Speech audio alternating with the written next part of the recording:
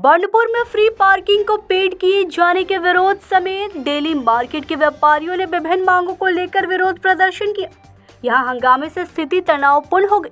आक्रोशितों ने पार्किंग संचालक के कैंप में तोड़फोड़ कर ताला जड़कर खदेड़ दिया। बर्नपुर ज्वेलरी एसोसिएशन के अध्यक्ष काजल पाल ने कहा, यहाँ पर 3 पार्किंग जोन हुआ करता था, जिसमें से थाना के सामने जो पार्किंग जोन था वह निःशुल्क था। बाकी बस स्टैंड के सामने और मिनी मार्केट 1 में पेड पार्किंग जोन था, लेकिन अभी यह देखा जा रहा है कि सभी पार्किंग जोन में पैसे लिए जा रहे हैं।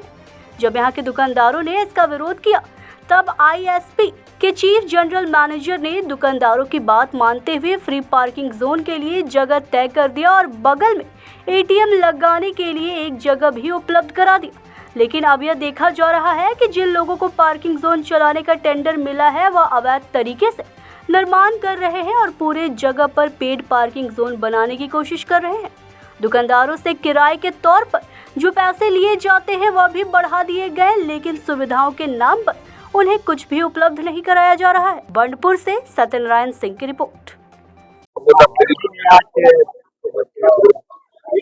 हमारे बानपुर डेली मार्केटे मिनी मार्केट 1 और बानपुर डेली मार्केट मिले 3টে पार्किंग जोन ছিল मार्केट शुरू থেকে। এর মধ্যে থানার পাশে ছিল ফ্রি পার্কিং জোন আর বাকি দুখানা আছে মিনি মার্কেট 1 আর বানপুর ডেলি মার্কেটের মধ্যে আছে পেড পার্কিং জোন। বাস স্ট্যান্ডের সামনে আছে পেড পার্কিং জোন। হঠাৎ আমরা দেখলাম যে 3টেই পেড পার্কিং জোন করে দেওয়া হয়েছে। সমস্ত দোকানদার পেড পার্কিং জোনের এগেইনস্টে বিরোধ করে। তখন ওখানে সিজিএম উপস্থিত ছিলেন। উনি নির্দিষ্ট অঞ্চল করে দেন, দোকানদারদের ডিমান্ড অনুযায়ী নির্দিষ্ট অঞ্চল ফ্রি পার্কিং জোন করে দেন। তার পাশে একটি এটিএম আছে। আমাদের সমস্ত দোকানদার এবং মার্কেট কমিটির সহযোগিতায় বহু ব্যাংকের সাথে আমাদের কথা হয়েছে, তারা ওখানে এটিএম বসিয়ে দিতে রাজি আছে এবং সেই জন্য আমরা বলেছিলাম যে ওই জায়গাটা এটিএম জোন হিসাবে ব্যবহার করা।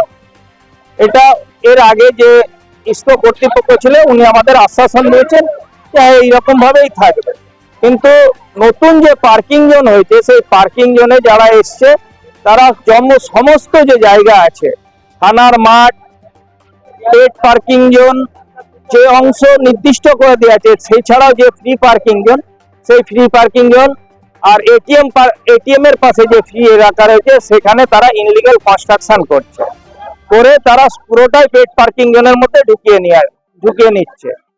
বিগত 10 বছর ধরে আমাদের 2বার এগ্রিমেন্ট হয়েছে, আমাদের ভাড়া বাড়ানো হয়েছে, আজ পর্যন্ত মার্কেটের কোনো উন্নয়ন হয়নি, বিজনেস এনভায়রনমেন্টের কোনো উন্নয়ন হয়নি, সামান্য রাস্তা প্যাচওয়ার্ক করে দেওয়া হয়নি।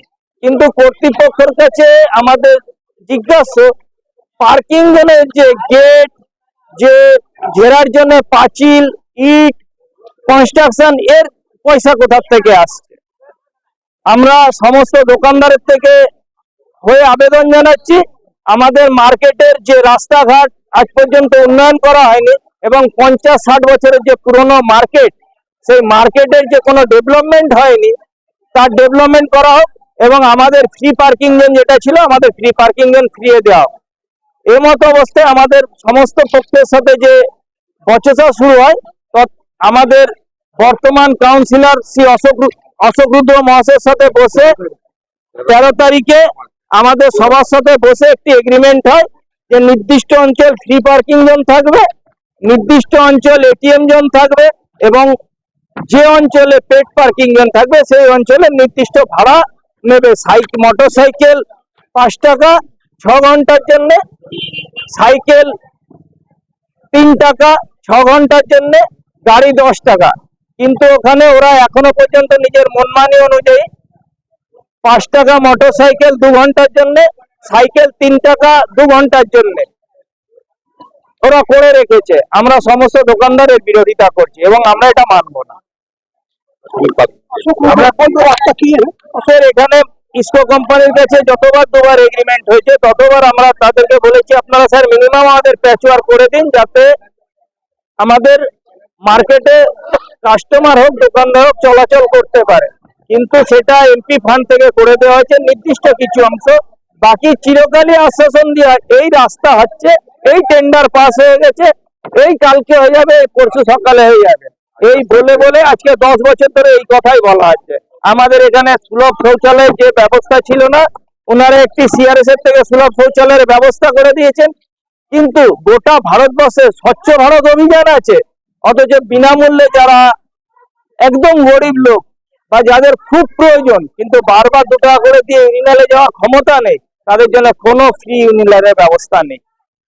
তা আমার মনে হয় কিছু ইসকো কর্তৃপক্ষের সাথে মিলিত আছে এবং আমাদের ধারণা উচ্চ কর্তৃপক্ষ এগুলো জানে না। আমরা আমাদের আওয়াজ আমাদের উচ্চ ইসকো কর্তৃপক্ষের কাছে পৌঁছে দিতে চাইছি আপনাদের মাধ্যমে এবং চাই এর সুষ্ঠু সমাধান। কাজল পাল, প্রেসিডেন্ট বার্নপুর জুয়েলারি অ্যাসোসিয়েশন।